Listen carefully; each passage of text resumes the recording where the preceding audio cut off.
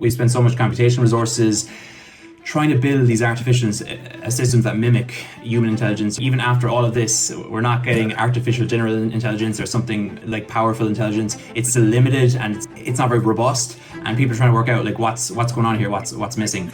Do you think like embodiment is a factor, or like the ability to actually experience the real world? Because a lot of people said that might be overrated, but maybe it's not overrated, because it might not necessarily even, like, you might not need a body, but you might need to have some capacity to actually experience the world through senses. Or maybe it could be suffering as well, like the capacity to actually suffer, to have maybe genuine threats. I purposely didn't get into this in the book because it's such a big topic. I feel like it's a whole other book, frankly. I will note that I find it interesting that we seem to have less of an issue ascribing intelligence and maybe even exploring the potential for consciousness and AI, when it's like we haven't even granted that to so many other forms of life on Earth who've been evolving for millions, if not billions of years, right? And I think there's so much intelligence in evolution. I think that's something that AI lacks, right? It's like we're talking about billions of years and billions of years in interaction with an environment as an embodied sensory being. And so I think that's more important than, like suffering and sentience, like per se, but just